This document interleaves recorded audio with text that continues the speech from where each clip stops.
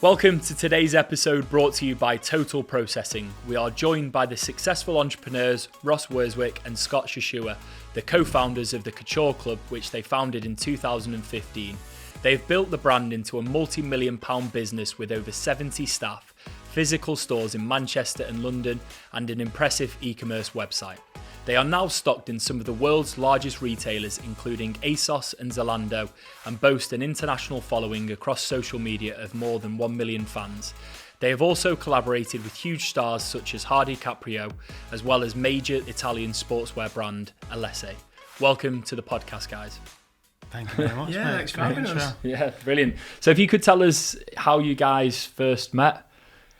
Nightlife, wasn't it, really? So we were both in the nightlife scene in different areas. I spent a lot of time in Marbella doing parties over summer there, and Scott ran his own events in Manchester. So when I came back from Marbella in the winter, kind of just started working for Scott on the nightclub scene and just going out, really. And that's how we initially met, and probably just started spending a lot of time together through that period, and then started talking about businesses, different things like that.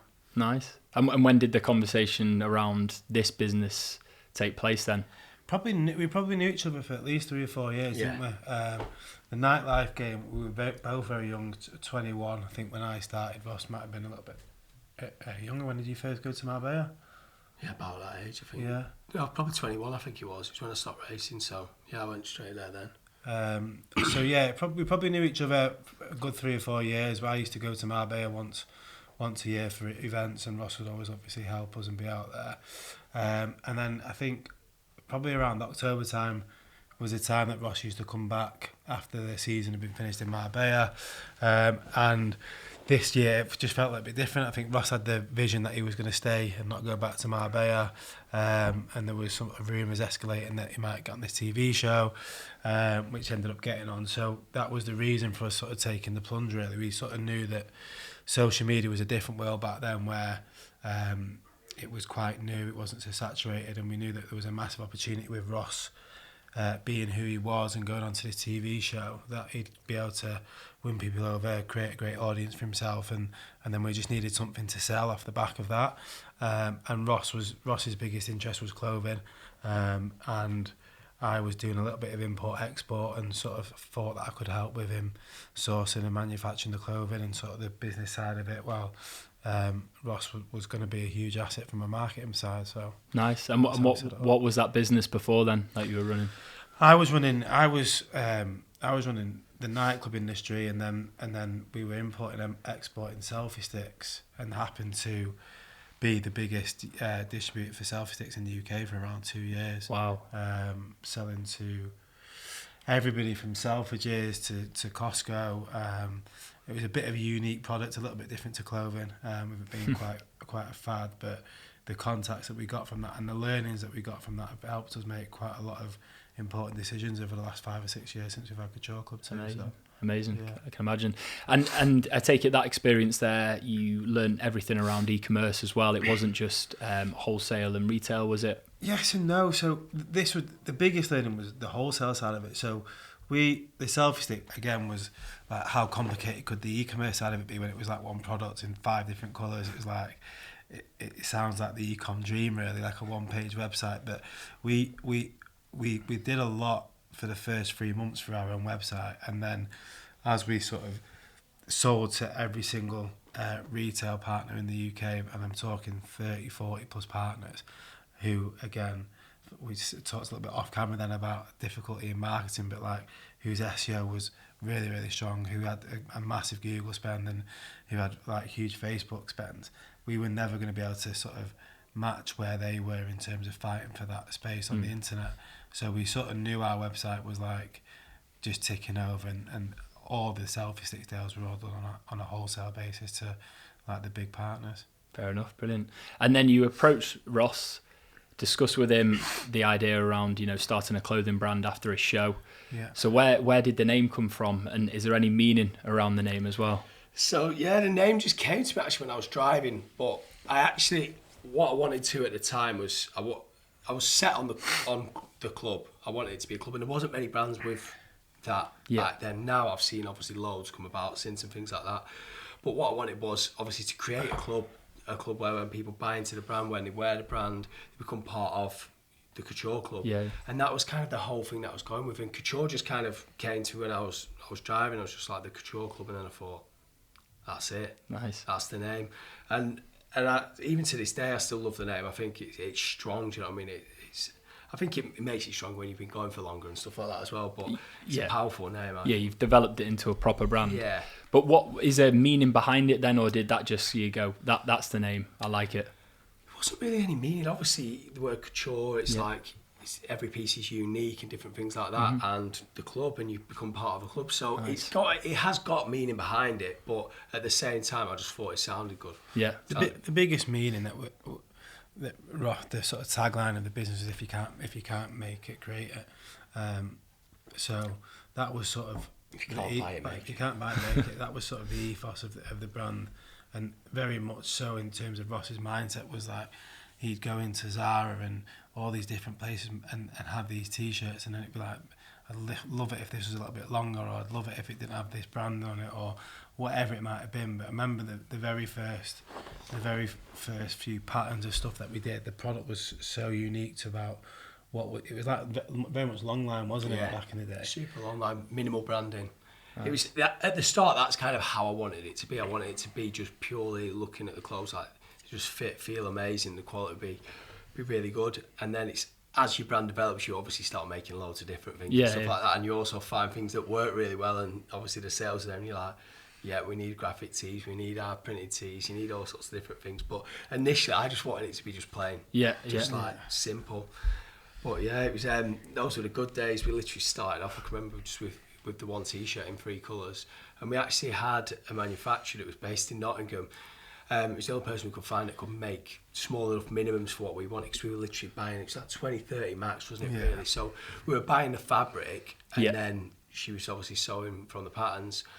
But most people go to Leicester or a place like that, and we were just in a random mill in Nottingham. But that's how you start. Everyone starts in a different place, and it got us off the ground and allowed us to actually start a business organically, because, you know, placing 300 of a t-shirt, which you would have to do if you went to Turkey or China or anywhere like that, like risky. With a £5,000 budget to start a business, you're not going to get very far, are you? So that was literally what we had, and that was including everything, setting it up. So, and when I say that's all we had, that's all that was left. I think my bank account was on zero for quite a while. Wow.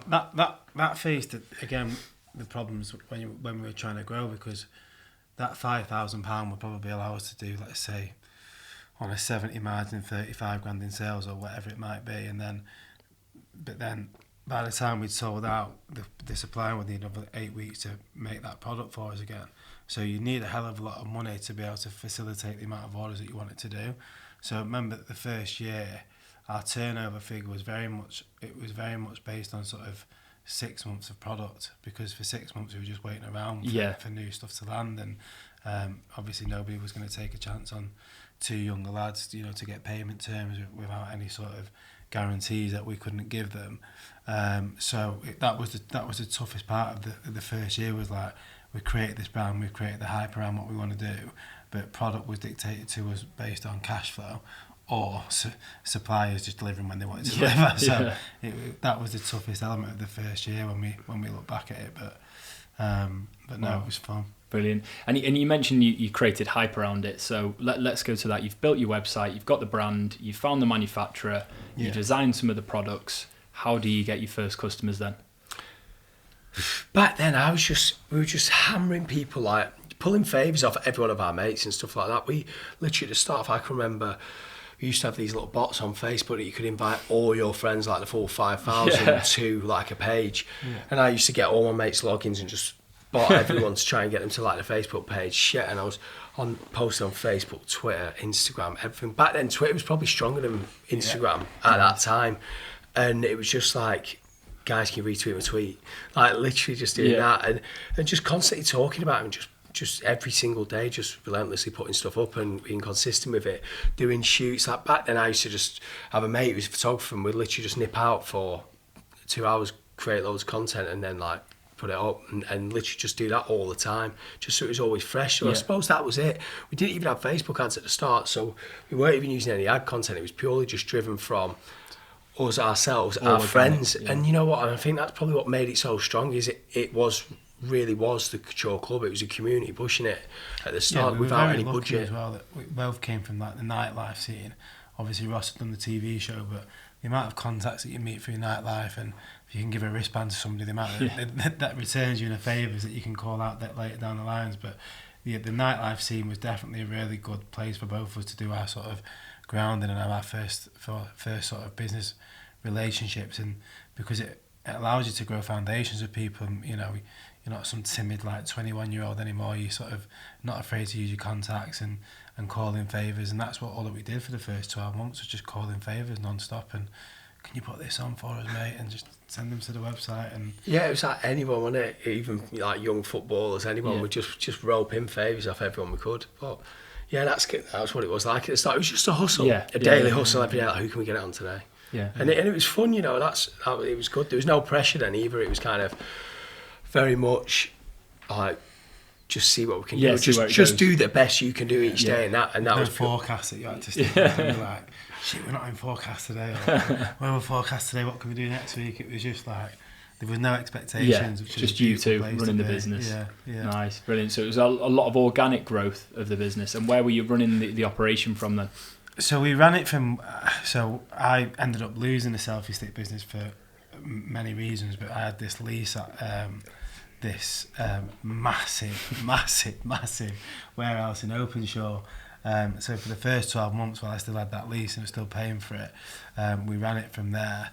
And again, like you say, organically, we were probably a little bit clever than we give ourselves credit for in terms of like the website, how it worked, customer data, how we promoted the website with payday offers, or you know, because of the nightclub stuff, we knew from our experience on a Thursday, which was the night that we ran our nights, we knew that every Thursday we needed to create a reason why we were going to bring all these 500 people back to the nightlife. So it might be, it was going to be an R&B night, or it was going to be that X celebrity was going to be there or whatever, but we just needed a different thing to promote every Thursday. And we treated the Couture Club exactly the same way. So every Thursday we were gathering all this data, and we might not be that lucky that we could release new products every week, but we would do something. So whether it was learning from like the fast fashion brands of the world and doing like a small discount, or whether it was talking about a blog or anything that we had going on, there was just always complete newness every Thursday, and that was our sort of day that we'd either launch products or launch a promotion or do something like that. And then it quite quickly just meant that our data was gathering, and our audience was getting bigger and bigger. And yeah, that was just that first year. I think we did well more sales than we could have ever imagined of. And then it was kind of at the end of the year, sat down Richard and thought, right, what can we actually do with this, and what do we need to help us, what personnel, what people, what suppliers, and then it got a lot more serious. Yeah, I can imagine. So at which point did you think, wow, this could be something? Was it as soon as you launched? Was it, half a year into it? Was it a year into it? It's tough on that, because when it launched, even though it was obviously still small, I mean, we weren't doing huge numbers or anything like that, it was still like, I was like, oh, this is really good, because there was only us two that worked for it. We didn't have any overheads or anything like that at all, really. So it was like, it did all right from the start, so I was already really happy with it. But I suppose it was probably the start of 2017, I reckon. The second time I went back on TV, when I came back, and Scott had got terms with factories in like places like 100 grams worth of stock.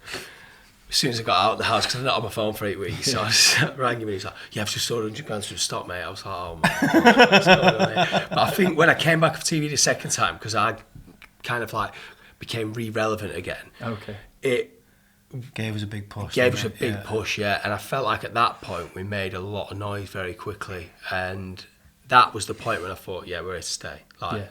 The brand, Then that was the same year, in the October, that we set up the Trafford Centre store, wasn't it? And what year was this? 2017. So still very, very new, and we were looking at, we had not very much a stigma, but obviously there was a lot of brands starting, a lot of people using their friends to launch brands and stuff like that, and we wanted to do something super different to what everybody else was doing. So one reason why we were different is because we didn't do any wholesale. So you'd have brands that would come and start, and they get it on celebrities, and then JD or Footside would come in and go, oh, we'll stock your brand, and then we were just like, well, we don't want to do that because similar to the selfie stick reason, we won't have any sales on our own website, and we'll become secondary to the bigger players that we're not going to keep up with. And then, you know, there was a little bit of a stigma of ourselves and like wanting to try and do something a little bit different from a taxi campaign or a digital billboard or whatever it was at the time that all these other brands were doing. So an opportunity came up to do the Trafford Centre store, and we took it on for 90 days, like October, November, December, and we were supposed to shut it 31st December, and that was it. And so that was 2.5 years into being in business. Yeah. And, the first day we opened it, we were like, wow, this is really, really good. And then the first week was like, wow. And then we ended up signing a deal like after 4 weeks to extend it for a 12-month period. It was brilliant though when we opened it as well, because we'd work in there every day as well. So I'd do the office like in the daytime, and then I'd go there every evening until close. And it was good to actually see your customer face to face versus looking at data. Like data is obviously data and it's super useful, but then there's nothing actually better when obviously you've been involved in a business right from the start, and then seeing your customers and seeing them getting the Christmas presents and you know all that. It's like you can actually understand like who your customer is a lot more. So it was really useful for us being in there every day as well. It was just good, and I think it was cool because no one else was doing it, like Scott said, and we were still such a small brand to have a presence on the high street, and not only on the high street but in one of the probably the best shopping centres in the UK. It was like, wow, like what how have they done that kind of thing, and that was probably a huge milestone in the business. Like it was a big defining point, I think, for us as a brand that was seen as a bedroom brand. It almost like grew up then, you know, like we were like a real business then. Really increased your brand sort of presence in the market. Presence, probably reputation as well, like kind of. And again, our price point, because our clothing is, I still call it affordable luxury, because it is good quality clothing. When you go in there and you feel it, you think you can see the value in it straight away. So it was a big bonus for us having a store, because you could actually, on e-com, you can never always get across exactly how good a t-shirt is or what kind of weight it is or anything like that, whatever GSM it is. You can write the number, but for someone that doesn't understand obviously the weight of a garment, it kind of means nothing to them. But when you go in and you feel it, you think, hang on, that feels the same as that 300 quid t-shirt in Selfridges. It's like, I'm getting a bargain here. This is like, it's good. Yeah. So it's nice for your customers to actually have that touch point in the business. And I think it was brilliant for us as well, because we did a lot of events in there and stuff like that as well. Nice. So we had a lot of celebrities, like Jesse Lingard opened the store with Anthony Croller at the time. We had like Luke Shaw come down, Rashford up, like the whole, it was just rammed, wasn't it? Yeah, so, and it's even for the last we're going into 5 years of being open there, and some of the events that have happened, like people that have gone in there, Deontay Wilder came over 2 years ago when he was fighting Fury and asked to shut the shop down. Bruno Fernandes was in there with his family the first week of him being on there. Wow. And then, do you remember through lockdown, everyone was doing kick-ups with tissue paper. Yeah. So then he posted on his Instagram like in a full couture tracksuit doing that. And so there's like loads of like little hero moments that have come from us having the stores, not just that one, but the other stores that we'd opened. But yeah, they've been really successful for us, the stores. Obviously, COVID then hit, and you know, the mindset on stores maybe for the next 2 to 3 years has changed a little bit in terms of where we want to be as a business. But in terms of like from that 2015 to 2017 stage pre-stores to the last 3 or 4 years with stores, there's definitely been a lot of learnings and a lot of brand equity built from being a brand that was just 2 young lads that started opening up stores all over the UK kind of thing. Amazing. So let's quickly go back. So you start out in 2015 and have a great first year. When do you decide to bring on your first employee, and who is that first employee in terms of what position? Like, do you need a digital person? Is it someone in the warehouse? Can you remember back to then? Well, so what we ended up doing, and everyone gets this story confused with the JD relationship. So after the first year, for all the reasons that we said about, you know, we did X amount, but we could have done Y.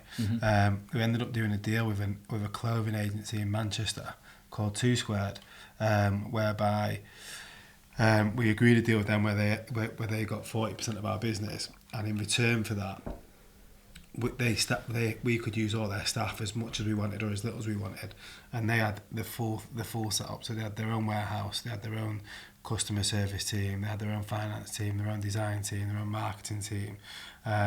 So we sort of did that deal, and me and Ross went in there, and all we had to focus on was the product and the marketing, which is where we're really strong. Finance reports would come to us on a weekly basis, monthly basis. We weren't picking and packing anymore. And what that allowed us to do in that 12-month period is grow phenomenally to get us away from all of the competition. And so we didn't really have that sort of clarity on who was your first employee, because we were sort of like, okay, we'll use that designer one day a week, and we'll use it, and then so after that 12-month period, we registered these sales, and we sort of warranted bringing in our own team. We went from just me and Ross to like 5 people straight away. Wow. Because we came away from using them and cross-servicing it to just building our own team. So we brought 5 people in straight away. One was a female designer, wasn't it, straight away, because we knew that we wanted to go into women's clothing. One was in merchandising. One was my sister, actually, who was working for a marketing company in clothing at the time. And we sort of just created this team of people that, and again, that was probably so easy, because we, like now, when you want to get things done, there's like the biggest problem in our business at the minute is the communication, and like the communicational breakdown. It was just 5 people sat on the table. Like, it was not difficult to get your points across and make decisions, because it was just 5 people making decisions all the time.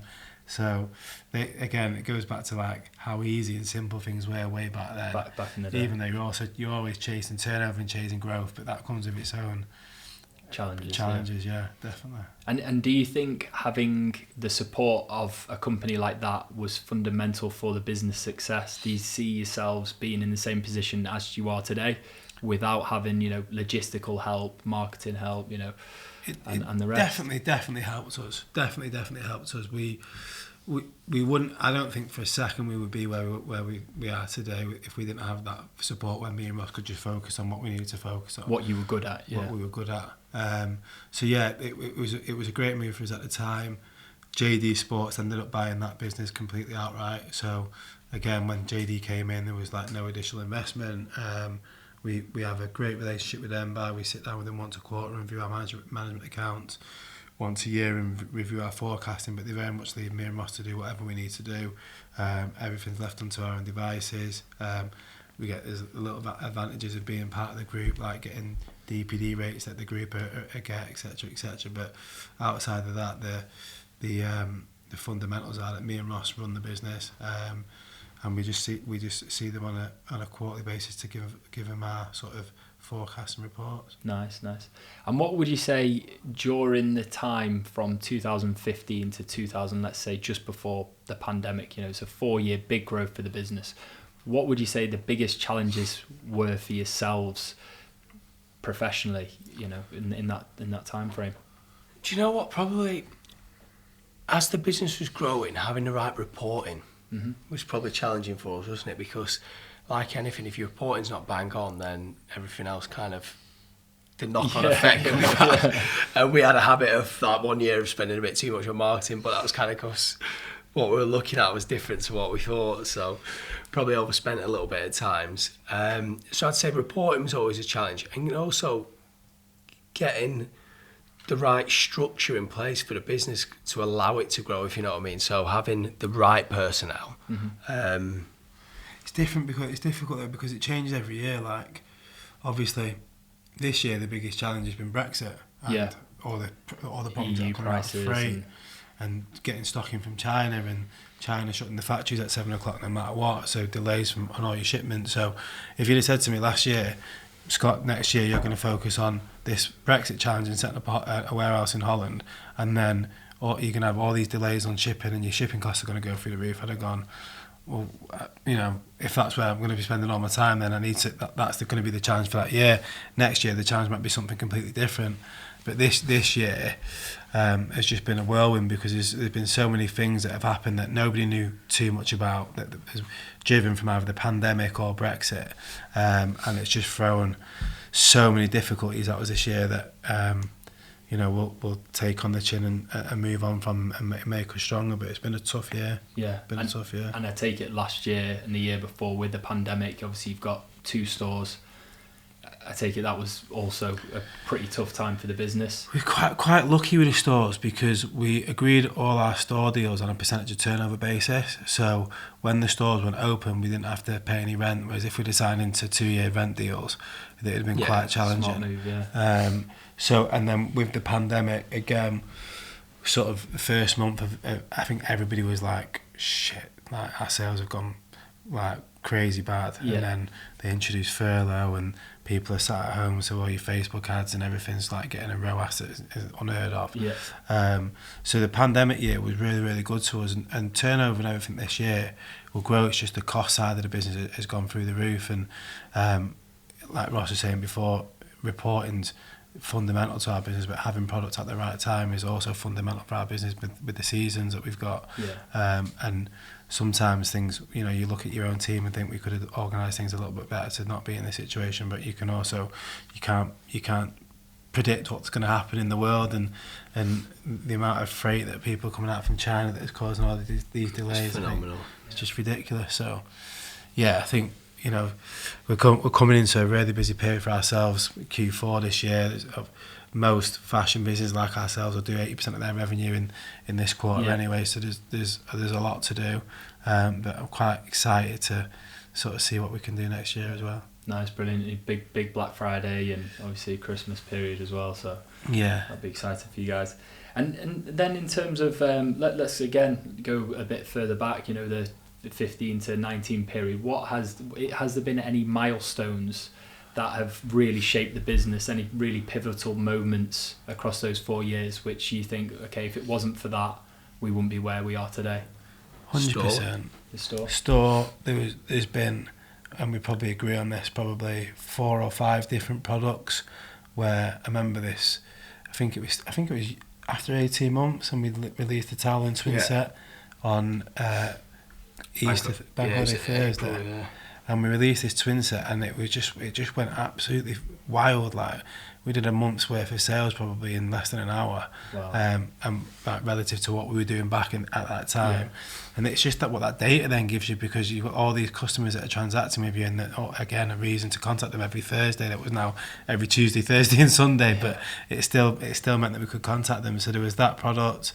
Then 3 years ago, after a trip to the southeast, we sort of found this other product that we brought out called the Fer Applique, and again that did something very similar to when we first launched it, like crazy amount of sales in day one.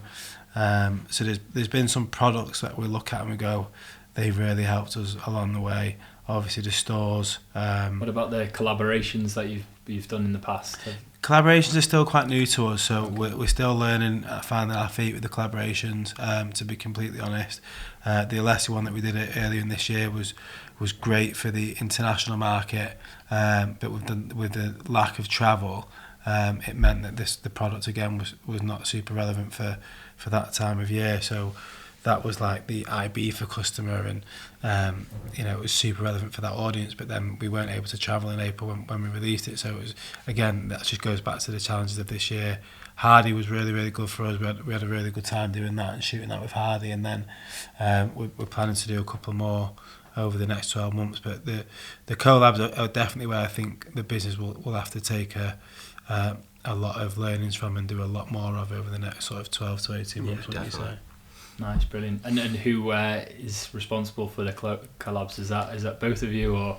No, definitely not. No, either myself or Hayley, actually, Scott's sister. So yeah, we'll look into it. We've got some good options for next year, so it's still very early days, but I think we'll have some strong collabs. Some good ones. Yeah. I suppose that leads me on to the next question. When you first started out, obviously two good friends come together to start business. Did you have distinct roles when you first started out, and has that continued throughout the business, or? Yeah, again, so we've just employed a commercial director, and so our roles are changing ever so more, as we grow up and we've got more staff and more teams. But Ross was always very creative. I was very much business driven, which has led me to taking an MD role and Ross taking a creative director role. But again, the beauty of our relationship, we've never had an argument to this day. Yes, we've had differences of opinion, which is always healthy, but we always bounce ideas off each other. So I don't make a decision on the business without speaking to Ross first, and vice versa. But I also understand where he's super strong, and where he probably understands where I'm super strong. So we sort of trust each other to be able to do that. Then we brought a commercial director into the business that's sort of taking a lot more care of the day to day, which is allowing us to think of the ideas that are going to get us to the 50 million turnover, or whatever that number looks like. So coming away from the day to day is it's probably both of our Achilles heel, because we're both like, well, we grew this business to here, and the day to day is fundamentally what makes us the money on a daily basis. But we need to sort of step away from that a little bit and go, right, okay, so which country is it that's going to get us the X amount of turnover next year, or which product category, or what marketing event is going to give us our next sort of key events over the next 2 or 3 years to really grow the business. And we can't do that when you're spending 60-70 hours a week on just running the day to day. Yeah, fair enough, understand. And then you mentioned marketing. Then you in the early days it was predominantly gifting, giving out to influencers, which was on a free basis, I believe. Yeah. And then today, obviously, the landscape has changed dramatically. What are your main channels at the moment in terms of marketing spend? Split between Facebook ads, Google ads. I've just started doing some Snapchat ads, and then influencer marketing. Really, that's our split. Yeah, there's obviously SMS marketing is quite big for us. Yeah. Email marketing, but predominantly, like Ross said, it's like paid media and influencer media. Back in the day, again, when we were two young lads trying to take on the world, we sort of did billboards, taxis, buses. We've done everything, but I think now it's very much focused on what can we see ROI from, what's going to help improve our conversion, lifetime value of a customer, etc., etc. So we try and stay away from the sort of egotistical marketing campaigns, and just try and do things that we know have got metrics against them. Nice. And do you see the marketing channels that you were previously on in terms of Facebook, Instagram, more challenging today? Obviously, you've got better targeting tools, but in terms of actually reaching the audience for a lower cost is more challenging. Obviously, working with influencers, is that just as challenging? Yeah, I think what's challenging now is the fact that there's that many different platforms. So you've got TikTok, you've got YouTube, you've got Instagram, and there's that many big influencers and on each different one. So it's like the challenge is on a budget, picking the best you can get. That's the hardest thing. It's combining or also wanting to try, for example, try a YouTube haul, try something different with a different influencer. And it's always balancing, right, we need to have our revenue come through from our normal influencers, but then we've got to also try these new platforms as well. So I think that's challenging. But obviously this year with the iOS update on Facebook, that's obviously been a challenging time for everyone. I think everyone's, the lack of tracking or how your ads makes everyone obviously think your ads aren't performing as well. So I think that's changed this year. That's been tough. I think there's constantly changes going on, and that's the hardest thing. We're not super techie or anything like that. We try and understand it the best we can and spend a lot of time researching it, or at least investing time in trying to figure it all out, basically, not so much research. Our biggest advantage though is that even to this day you can't buy Couture Club in a lot of places. Yeah. So we've got a very sort of niche and loyal customer base, and we reference back to the club, and we've done a lot with what the club means to the customer and what benefits they get from being in the club, etc., etc. But because we've not super saturated the market with where you can buy our product from at the moment, it means that your marketing costs again are always going to be a little bit less, because you're not fighting against like these huge brands that you wholesale your business to. That's it. Yeah, there we go. So what does the next 5 years ideally look like for you guys then? I think it's going to be a lot. Well, there is a lot of focus on international growth for us. International currently is probably about 20 to 25% of our business as it stands now, but I think a lot of that has been very organic, so without actually much digital spend abroad or really any targeted influencers abroad. So we've we've got a lot of work to do on the US market. I think that's going to be one of our big immediate challenges. Probably the most exciting thing as well. And we're doing a lot of wholesale internationally in Europe. So again, we'll be backing that up with digital campaigns for our own website in Europe as well. So I think a lot of growth is going to come from internationalising the business and, you know, making it just as easy to shop for people in Europe. Like Scott said, we've got our EU warehouse now. Nice. So again, new, so there's teething problems and things like that, but getting through it. And I think once that's all running up to speed, like we have our UK warehouse, I think we're in an exciting time. Brilliant. Yeah, we've definitely got a 3-year plan in terms of what we'd like to hit turnover-wise. This year's been the biggest year for sort of setting those foundations with the right employees, the right team, the right structure, right strategy, to sort of help us, you know, move across those paces by year to year. But the revenue target that we've sort of set ourselves is a target that makes us both very excited.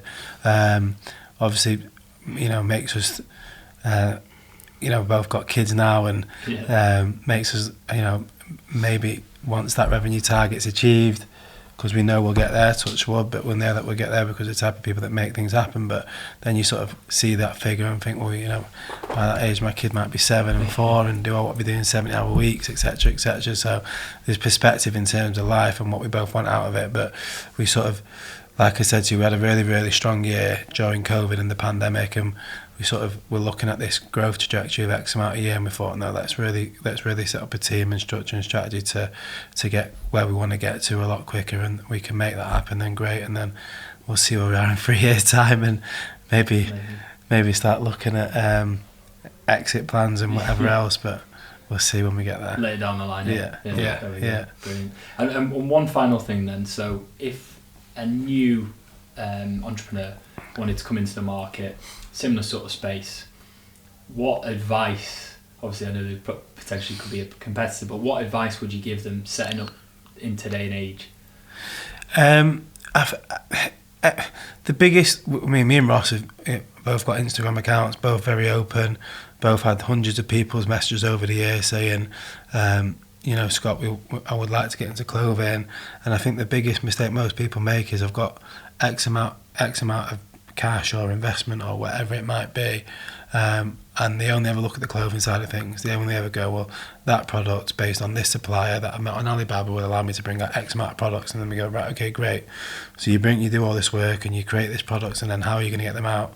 I've got loads of friends and but it's never the way. So I think the biggest advantage I could say to the youth today is learn as much as they can about all the different, you know, there's books on everything, Facebook ads, Snapchat, all these sort of different, you know, channels that people can learn about, even SEO and stuff like that, how to set the website up correctly in the first place.